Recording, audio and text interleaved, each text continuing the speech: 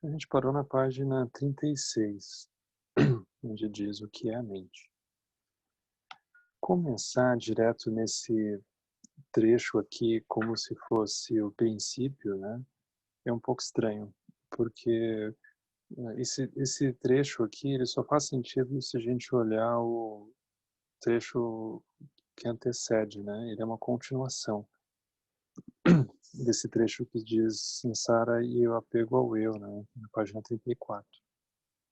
Então, na página 34, ele vai, nesse trecho, né, do Sansara, ele vai de maneira muito curta, muito direta também, ele vai estar explicando como que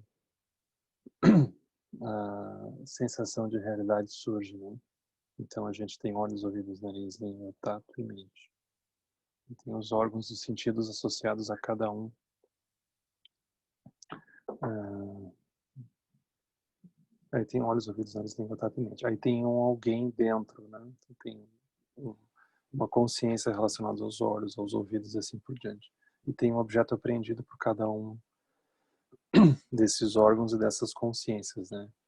Mas basicamente o que ele está dizendo aqui é que quando a gente olha para alguma coisa, é como se a gente precisasse ultrapassar a visão ingênua de que a gente olha com os olhos, a gente se dá conta que a gente olha com a mente. É isso que a gente vê, né? A gente quando ouve alguma coisa, a gente não ouve com os ouvidos. É como se fosse muito estreito dizer isso, né? A gente ouve com a mente. A gente cheira alguma coisa, a gente não cheira com os ouvidos, né? A gente cheira com a mente. Porque a gente vai percebendo que aquele mesmo som, ele em diferentes contextos nos oferece diferentes experiências. Então, não é uma coisa que a culpa é do som, né? Dependendo da situação, da paisagem que a gente anda, a gente ouve uma coisa e depois a gente ouve outra. Então, não diz respeito aos ouvidos, né? Não é uma coisa física, né? Então, é como se ele pegasse de maneira muito curta, mas ele está pegando cada pequena coisa que a gente se depara dentro disso que a gente chama de realidade e a gente pudesse se dar conta de que a gente está se relacionando com aquilo na mente, né? Então, enquanto a pessoa pensa que ela está se relacionando com um objeto, assim, que ela tem em algum lugar da casa dela, né? Ela tem alguma coisa na cozinha, ela tem alguma coisa no quarto, ela tem alguma coisa em algum lugar. Então, ela pensa que ela está se relacionando com a materialidade, mas na verdade ela está se relacionando com a mente dela. É a mente dela que está se relacionando com aquilo. Porque quando aquele objeto mudar na mente dela, aquele objeto desaparece da frente dela, externamente, né? Então é como se cada pequena coisa que a gente vê como se fosse separada, como se fosse externa, a gente precisasse se dar conta dessa dimensão interna, né? Então ele diz isso de modo muito curto aqui. Mas aí a gente fica com uma questão, né? Porque, enfim, se tudo se reduz à mente, aí a mente é o que, afinal, né? O que é essa mente que tanto fala, né? Então aqui ele vai jogar luz nesse ponto, né? Dentro do aspecto gradual do budismo, ele é super detalhado. Vocês vão ver que tem explicações super didáticas sobre originação dependente, sobre o funcionamento da realidade, e eles vão fazendo tudo convergir para a mente. Então, cada coisa que a pessoa possa sequer imaginar, a pessoa, uau, isso é a minha mente, isso não é a coisa. Ou seja, a coisa não existe separada da minha mente. Aí isso é chamado mente apenas. Escola Chitta-Matra. Então tem um nome de uma escola filosófica sobre isso, né? Então quando se estuda, né, o caminho budista de uma maneira muito detalhada, de modo gradual, a gente vai vendo esse grau de sutileza surgindo, né? A gente vai olhando para a realidade e progressivamente a gente vai conseguindo ver que isso que a gente chama de realidade surge da mente. E cada pequena coisa a pessoa ela descobre que ela tem que lidar na mente dela. Então começa a surgir uma absolvição do samsara nesse aspecto externo, mas a crítica que então se faz à escola da mente apenas, né, de Tamatra, é assim, bom, se tudo é a mente, agora? Né? A gente criou alguma coisa chamada mente. Então aqui, de maneira muito direta, vocês vão ver, ele é muito curto, né, ele vai começar a explorar isso, né. Então, ele vai dizer que na página 36 ele vai começar esse subcapítulo aqui que diz o que é a mente.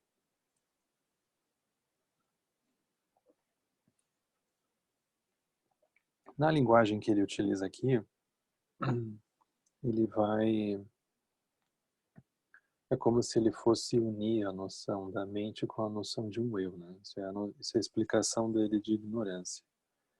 Então aqui, mente para ele vai ter uma conotação de um apego ao eu, né?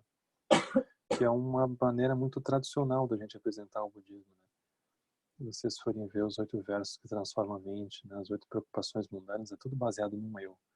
Eu quero ser feliz, eu não quero sofrer. Eu quero a vitória, eu não quero a derrota. Eu gosto de ganhar, eu não gosto de perder, né? É sempre uma coisa assim, né? Então tem alguém ali dentro muito forte, né?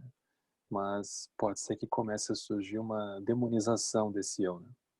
Então é como se a pessoa tivesse uma sensação quando enfim encontrou o inimigo, é o eu. Aí agora, né? E esse eu a gente faz o que com ele?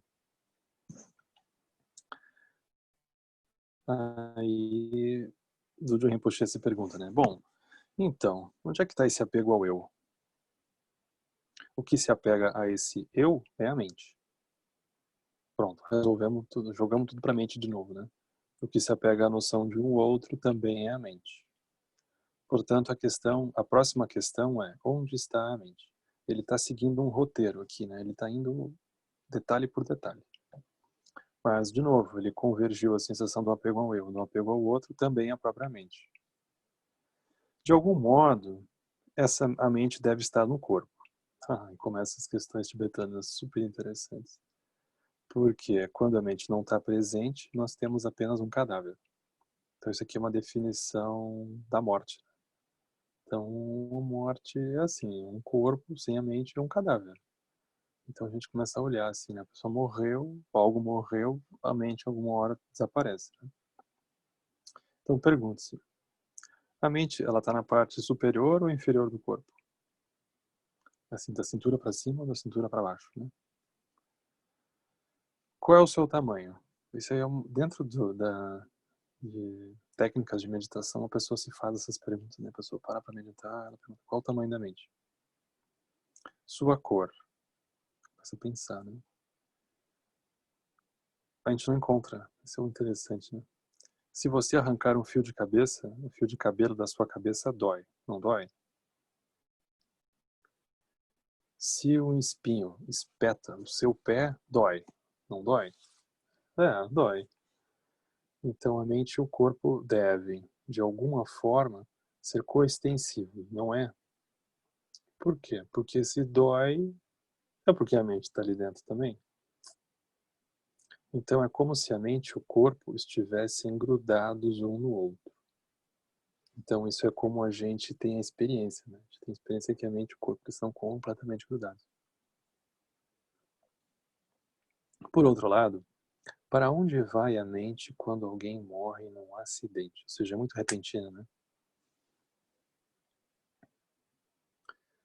Como e por onde ela sai do corpo?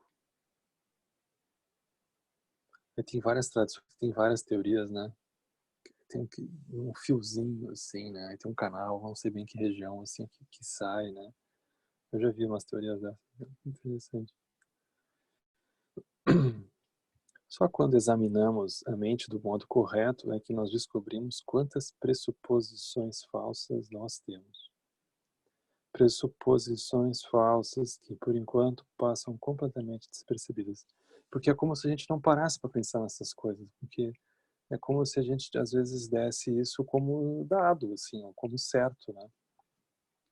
E a gente também não conseguisse necessariamente calcular o impacto prático que essas questões que a gente nem para pensar, porque aquilo pode ser muito filosófico, assim, muito abstrato, mas o impacto real que aquilo tem dentro da realidade. Porque a gente simplesmente vai lidando com a realidade, com as coisas, e vai empurrando aquilo com o dia a dia, e não para pensar, né? Bom, mas isso veio da onde, afinal, né? Então aqui é como se a pessoa se desse um pouco esse tempo, né? Para a pessoa parar e pensar nessas coisas, né? Porque é como se a liberação não viesse de outro lugar, senão um lugar que questiona o óbvio, né? Então nós vamos ter que se perguntar tudo. Então a gente se agarra às coisas como se elas fossem permanentes e durassem para sempre. Essa é a medida da nossa delusão, acorrentados como estamos pelo assim chamado eu, em nome de cujo interesse a mente escraviza o corpo e a fala, criando todos os tipos de dificuldades e sofrimentos. Por que ele diz aqui pressuposições falsas, né? Porque a gente não é tão coerente quanto a gente imagina que a gente é, né? Então, a gente já teve em várias situações, várias configurações que a gente se construiu de modo completamente lógico, né? A gente tinha argumentos muito encadeados, assim, todos muito bem arrumados, né? E por alguma razão as circunstâncias se transformaram e aquilo não fez sentido nenhum mais. A gente diz, olha, não sei o que aconteceu, mas não sou mais eu, não faz mais sentido. E a gente escapa daquilo, a gente pula. A gente faz isso o tempo todo, né? Então, é como se a gente tivesse, a gente não para muito para olhar isso, né? Mas várias coisas, várias situações, né? Vários eus que já passaram por dentro de nós, em que a gente não tinha a sensação que eles fossem alguma coisa menor, do jeito que a gente talvez olhe hoje, né? Mas pode ser que a gente tenha uma sensação de que a nossa vida, do jeito que ela está hoje, isso sim é que é a vida, né? Esse eu que está aqui, esse é o real, assim, esse é o verdadeiro, esse é o que vai chegar lá. Então a gente tem uma dificuldade assim de duvidar um pouco, de se distanciar um pouco do jeito que a gente está olhando, né? Então parece que quando aquilo aconteceu no passado fica mais fácil, mas enquanto aquilo está acontecendo nesse momento, nem sempre, né? Então a gente vai vendo que a gente tem essas pressuposições que a gente não para pensar, né? A gente simplesmente faz.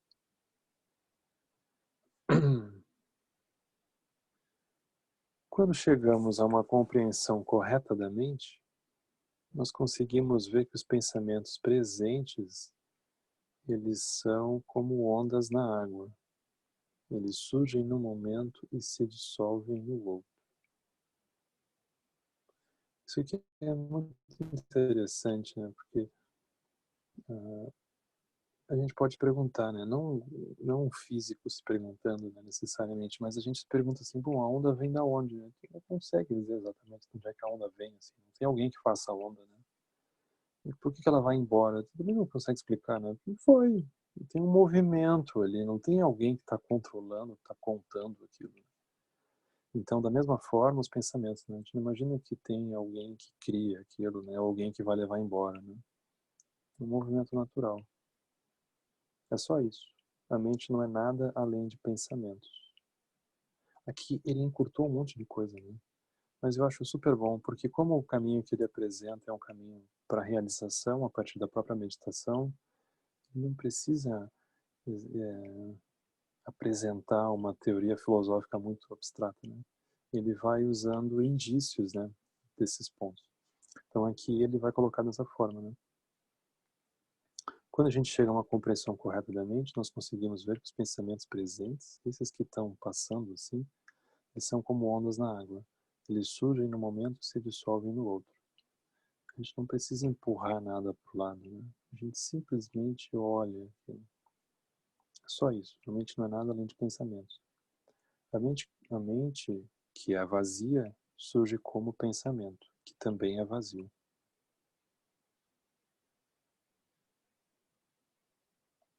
O fluxo de consciência, que é vazio, é levado pelos pensamentos, que também são vazios. É assim que a mente cai e permanece nos 6 reinos do samsara.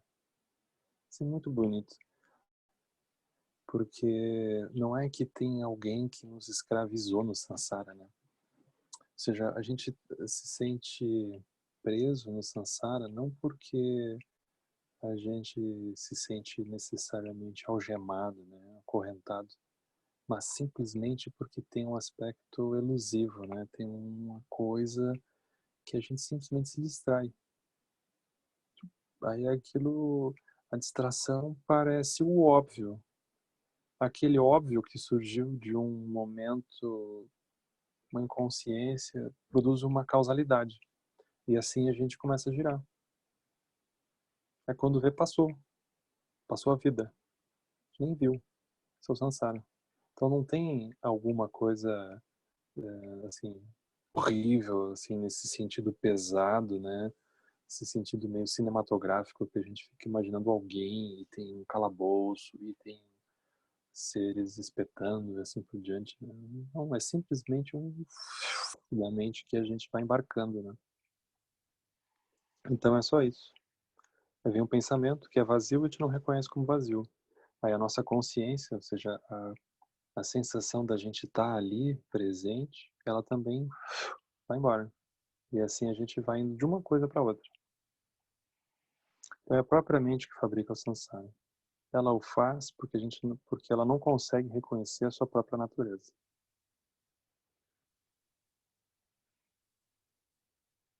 Então ele coloca de maneira muito curta, né? Ele só diz isso.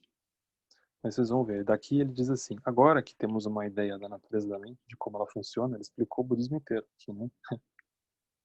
Precisamos controlar e dominar a mente. Então isso aqui, agora ele vai começar a dar as instruções de meditação, que são o que nos interessa, que é o que nos interessa, né?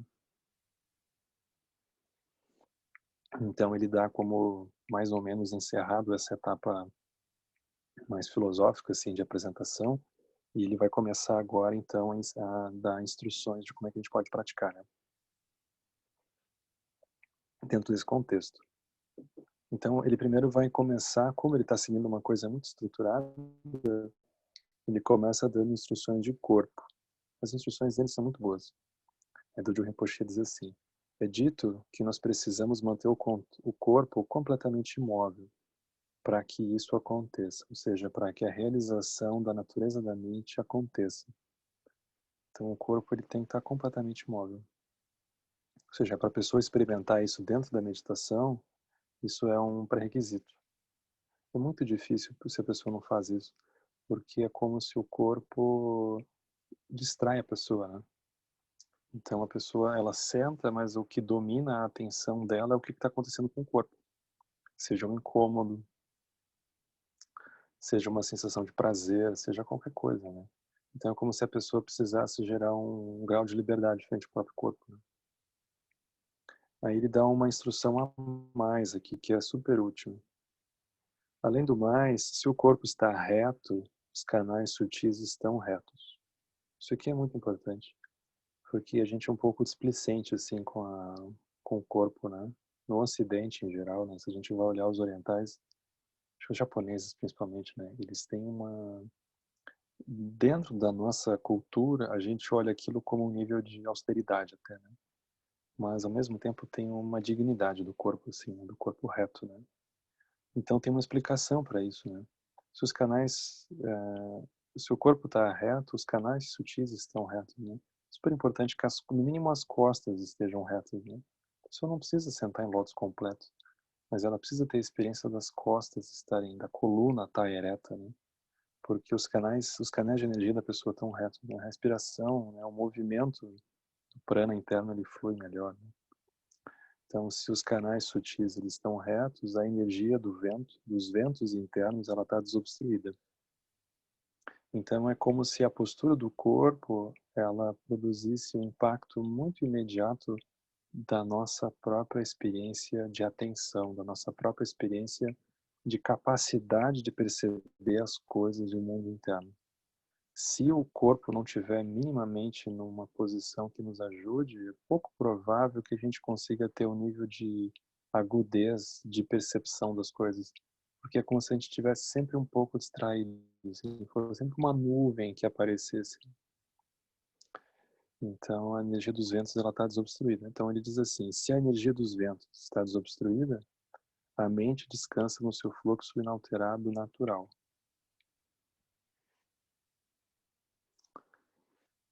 Então, isso aqui é super bonito. Isso é uma instrução direta do corpo, né? Como manter o corpo na prática.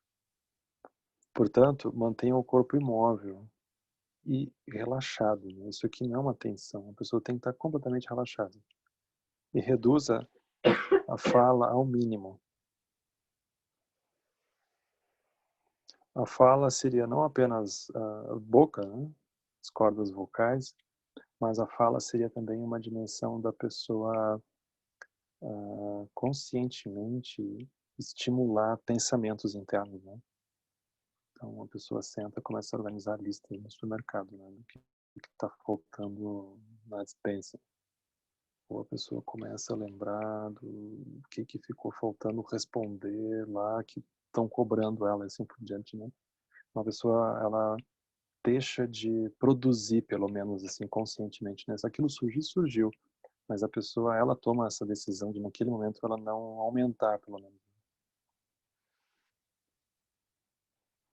Não pense sobre o que você acabou de fazer.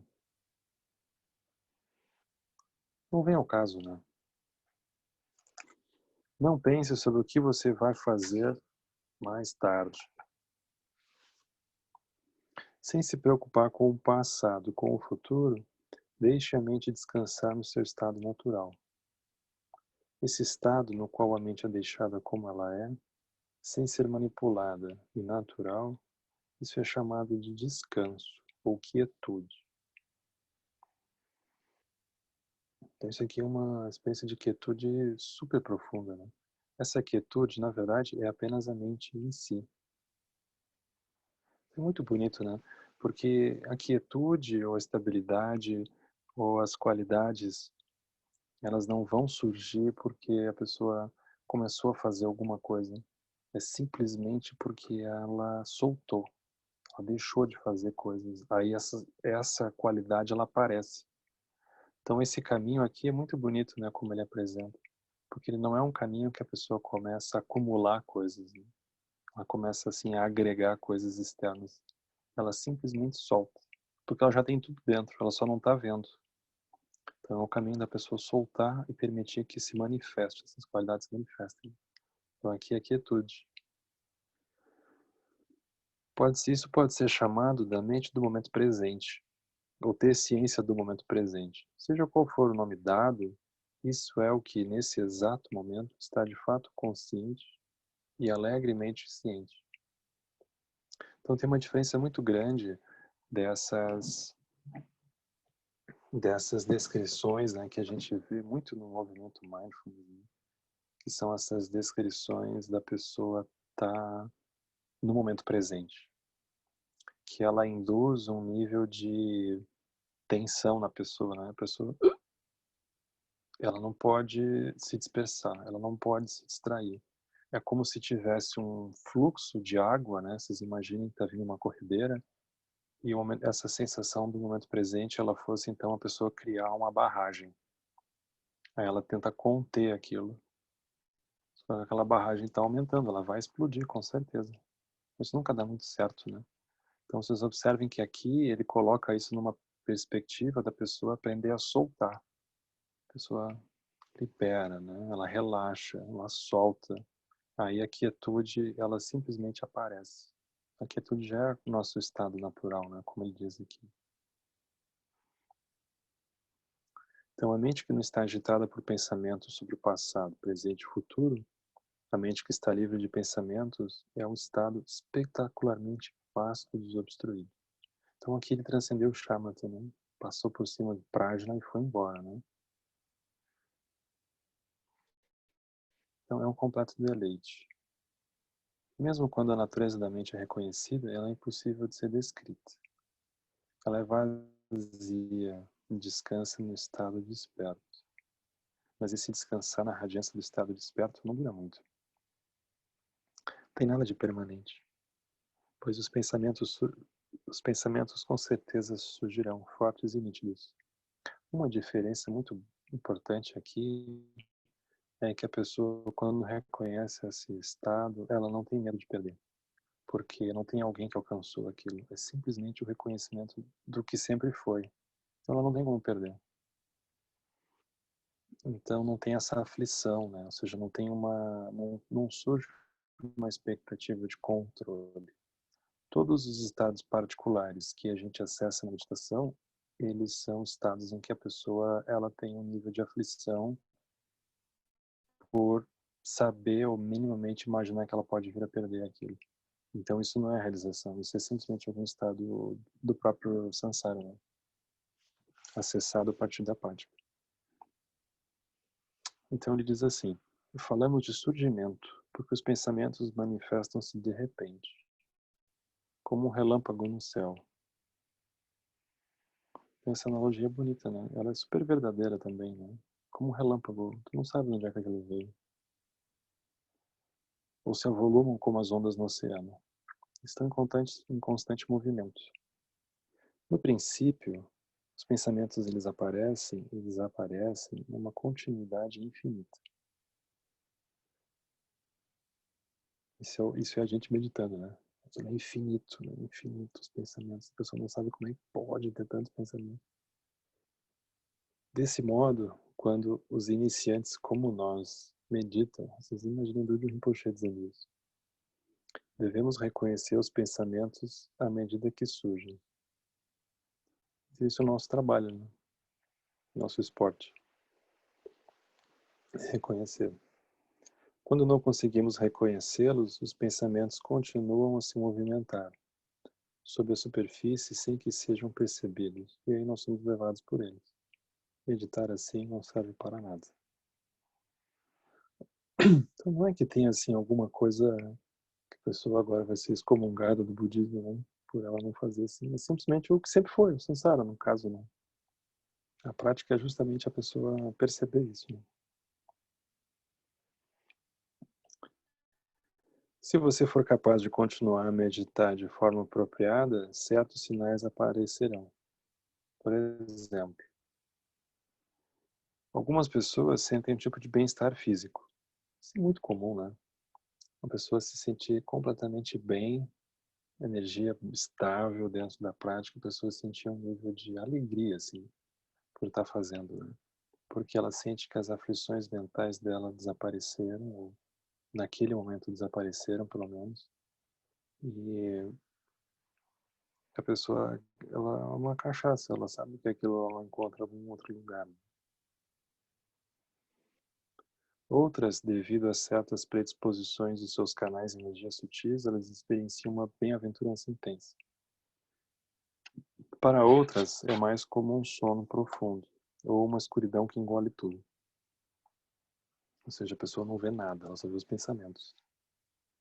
Ou nem os pensamentos, porque dá um blackout.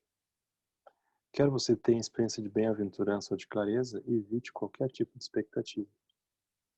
Porque embora esses sinais eles sejam fruto do fato da pessoa estar realmente se esforçando na prática, eles facilmente podem ser o que deixa a pessoa presa na própria prática, né? Então é uma pegadinha isso aqui, né? Então não pense, a minha meditação está dando certo. Ferrou se a pessoa começou a pensar isso. Estou progredindo. Se eu pudesse ter mais experiências como essa. Por outro lado, caso experimente um tipo de escuridão, um branco, sem pensamentos, sempre dissipe essas experiências, pois de outro modo sua meditação vai decair um pouco. Então é importante a pessoa também se dar conta que aquilo está um blackout, aquilo está uma escuridão, e a pessoa simplesmente relaxar um pouco e manter a consciência novamente, né?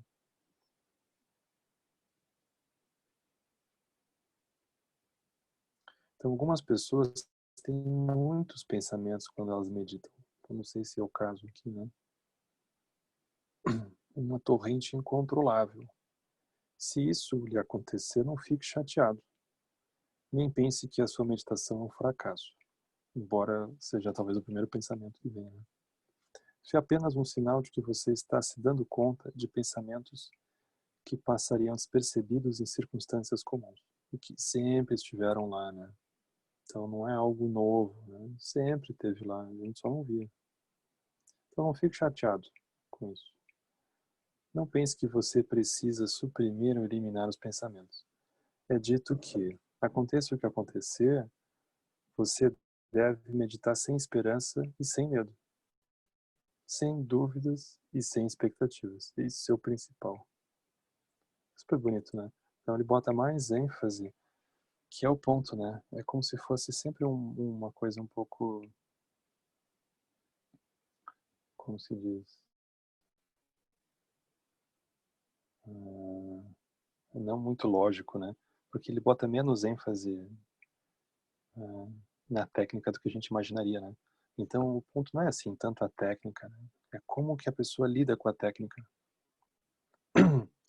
É difícil explicar isso para as pessoas, porque tu fala em retiro de meditação, instrução de meditação, a pessoa, o que que eu faço, né? Mas o problema não é assim, é tu dar alguma coisa para a pessoa, como tu dá uma cenoura para tem um bicho, tu dá uma cenoura para o bicho, mesma coisa. Mas isso não vai resolver o problema. E o ponto é como que a pessoa aborda aquilo, né? Como que a pessoa se aproxima, como que ela lida, né? Como que ela se relaciona. Então aqui é um pouco isso que ele está dizendo, né?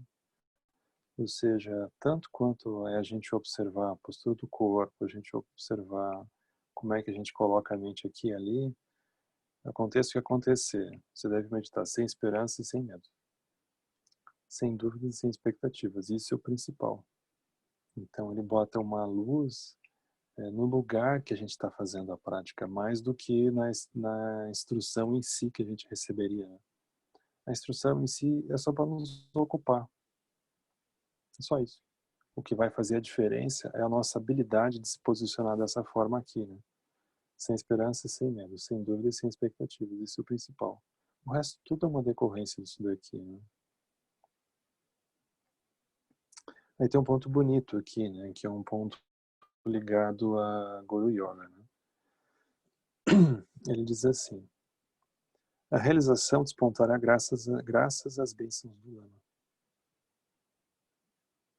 Então, bonito, né? Porque se diz assim, nenhum ser atingiu a iluminação sem um mestre, né?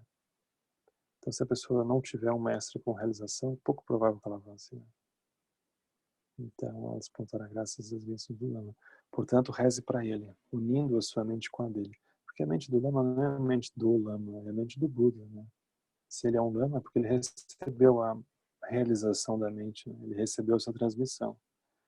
Então não é uma coisa pessoal com alguém, né, com um ser humano, é a mente do Buda. Só que a gente está tão afundado na confusão que o único jeito da gente se aproximar disso é através de alguém que para na nossa frente, com uma cara mais ou menos parecida com a nossa e que consiga falar para nós. Aí a gente ouve. Então, daí a importância. Se você fizer isso, chegará um momento em que você verá o que é chamado de Buda. Não é diferente do seu próprio estado desperto, e que não há nada para subjugar ou dominar além dos seus próprios pensamentos. Ou seja, não é que a gente tem que dominar alguém, né? Subjugar alguém ou alguma coisa. É a própria percepção da mente da pessoa, né? O sinal de que a sua meditação acertou o alvo, isso aqui é muito bonito, né? É que a sua devoção ao Lama se aprofundará e a sua compaixão pelos seres se intensificará.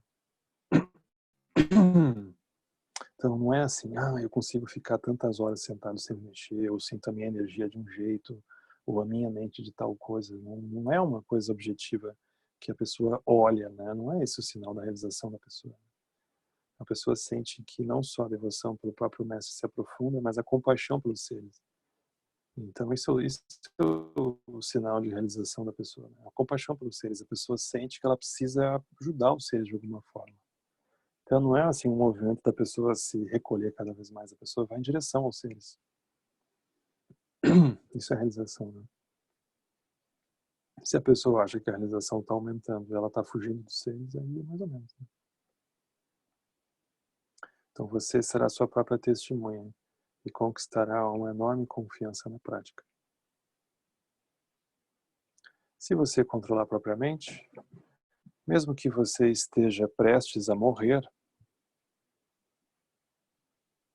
compreenderá que é só por causa de um pensamento específico que existe a impressão da morte. A morte também é um pensamento. Ele foi tão longe nessa realização de transformar tudo na mente, em que ele reconhece vida e morte como sendo a minha própria mente. É só por causa de um pensamento específico que existe a impressão da morte.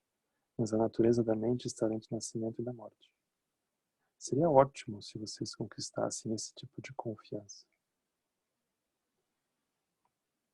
Então aqui ele nos deixa com essa vontade, né? Aí no final ele diz assim: assim, guarde essa pequena instrução essencial no coração. Tal convicção e confiança é o que chamamos de Dharma, as qualidades internas que você obtém.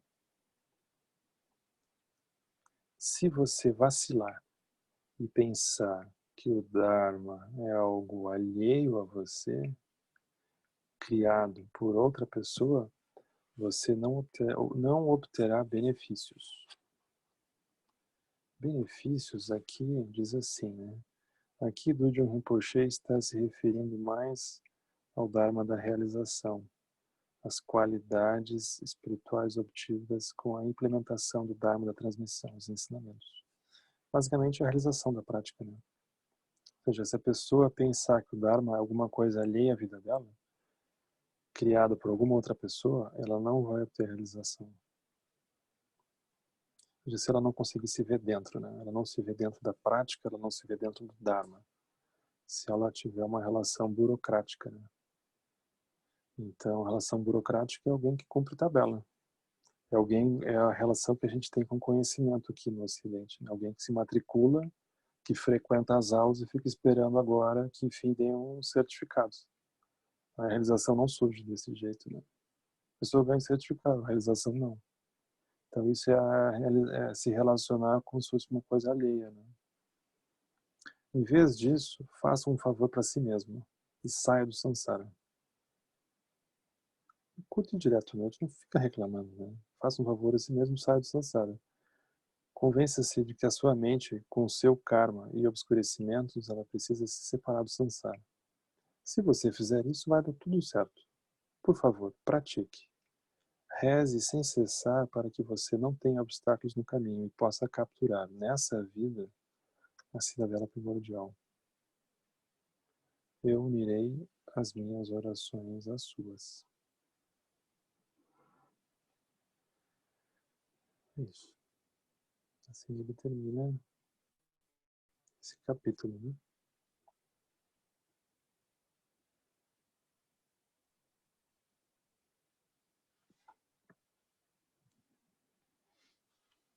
Então, se a gente viu esse trecho,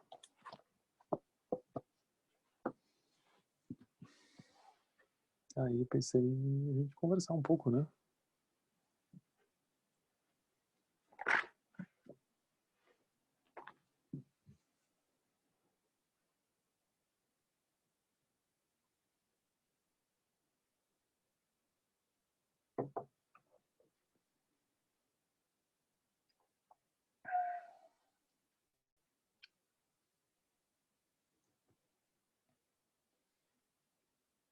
Eu pensei em seguir, não necessariamente nessa ordem aqui que ele oferece no índice, né? Com esse texto, né? Nas terças-feiras, né? Porque tem umas coisas muito interessantes aqui, né? Então eu estava imaginando, não sei se vocês acham que é uma boa ideia, a partir desse primeiro capítulo aqui, né? Mas eu estava pensando a gente seguir nas terças com esse texto por um tempo, assim, né?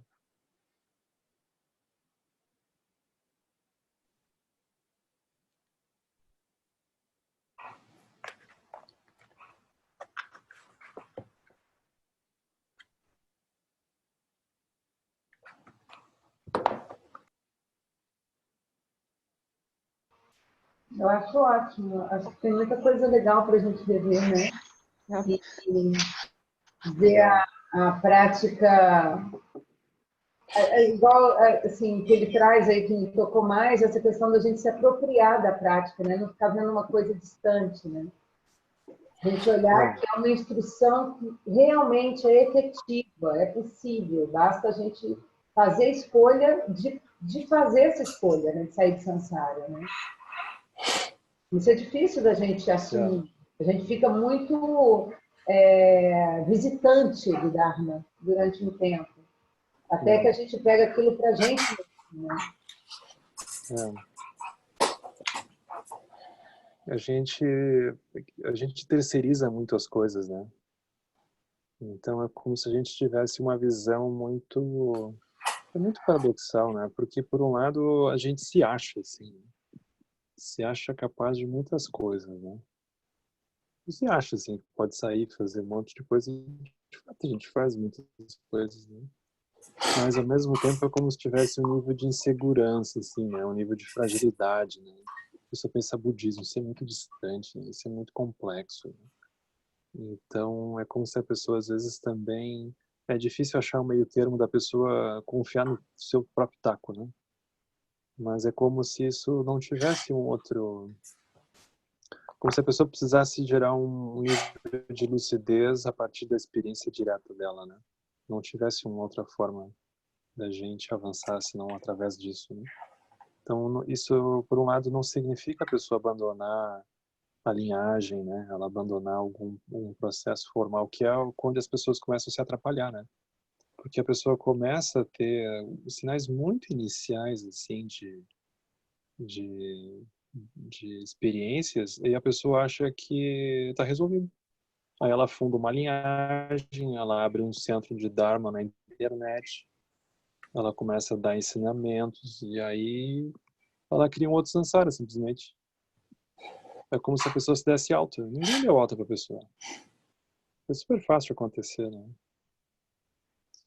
Então, mas por outro lado, é como a gente precisa ter essa experiência direta, né? A gente olhando aquilo a partir do Dharma, né? E a linhagem, ela serve como uma forma de a gente ter um parâmetro, assim, né? Pra gente olhando. Mas, basicamente, está na nossa mão, né? Isso que eles estão dizendo o tempo todo, né? Não vai atingir a liberação por causa de alguém, é por causa da gente mesmo, né? Entendi, mas tem esse risco, né? Ou a gente acha que não é com a gente, ou a gente acha que a gente já sabe tudo e que está pronto para ensinar ao mundo, né? A gente fica É, nessas duas vertentes. exato.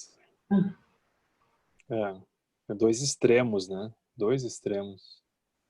Então, a gente tem que achar o caminho do meio dentro disso, né? Por um lado, nossa experiência, ela é o que importa. Por outro lado, a gente vai precisar de um parâmetro para poder lidar com isso, né? Isso é a linhagem. Então, esse ajuste fino é que é o que a gente precisa aprender a lidar com isso, né? E a gente não tem referencial sobre isso, né? Porque a gente não tem esse parâmetro na nossa cultura, né? Não é um professor simplesmente como a gente tem na escola, né?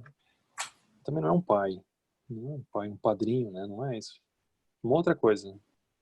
E aí a gente precisa explicar longamente o que é essa outra coisa, né? Mas é muito é um caminho de muita autonomia, né?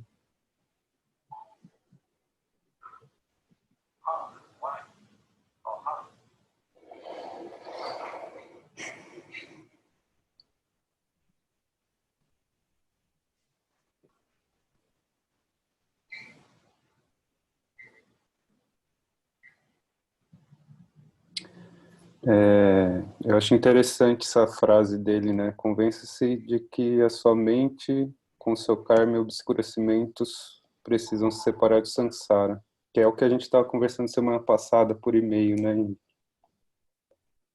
Eu tenho me aprofundado muito na crise ambiental por causa da prática que a gente tá fazendo aqui, e dá um desespero, né? Que não dá para continuar vendo as coisas desse jeito, tem que pular fora e tentar ajudar as pessoas a pularem fora também, né? E aí eu lembro do estudo da quarta passada, né? Quando você fala da iluminação dos seres, que quando um ser se ilumina, todos se iluminam, né?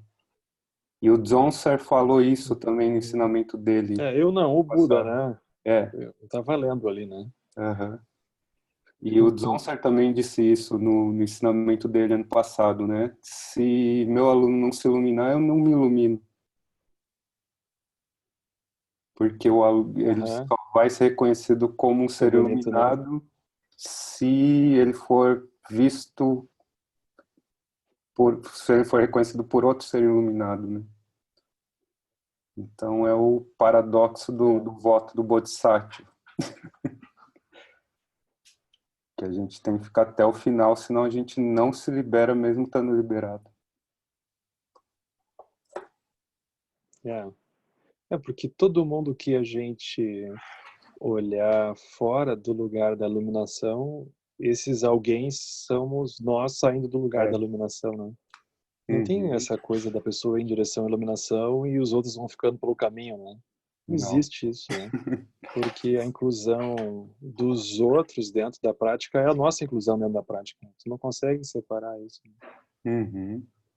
Então, por exemplo, um momento como esse, ele mostra o quão frágil estava a nossa prática. A gente achava que estava abafando, assim, que estava tudo andando certo, né? Esse é o problema. Uhum. Porque a gente se acomoda, né?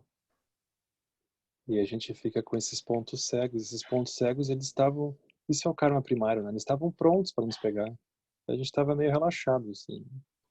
Aí, na hora que eles eclodem, eles mostram as fragilidades nossas.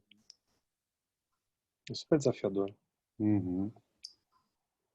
Então, a gente achava... A pessoa podia ter a impressão que estava andando na compaixão, e assim por diante, né? Começa a aparecer umas loucuras, assim. E a compaixão foi para onde, né? Exatamente. Aí os reinos ficam muito latentes, né? As emoções todas ali dentro. Bah. É. Está sendo muito interessante essa prática.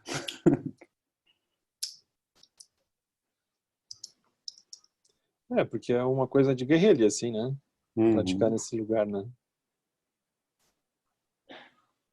Sabe que eu tava vendo outro dia essa professora do Dharma, né? A Joana Macy, ela tem uma visão muito interessante. Ela estava dizendo que ah, ela dá um nascimento positivo. Eu acho bonito isso que ela faz, né?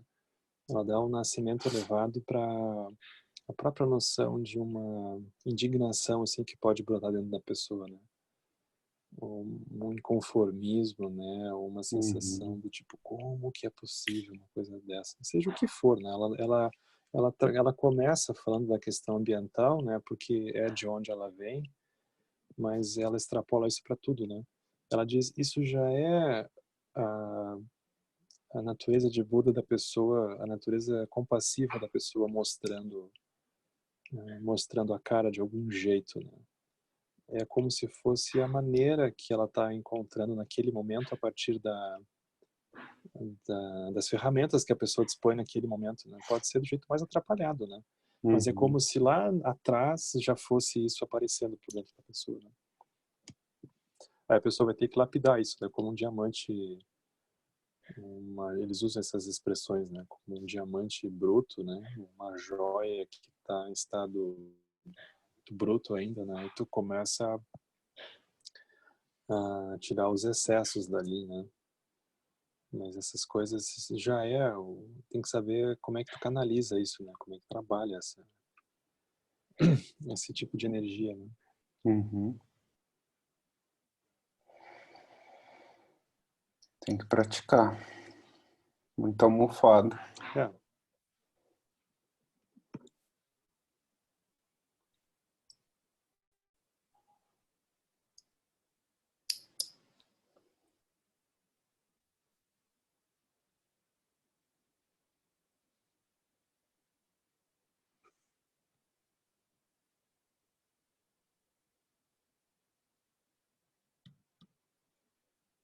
Então tá.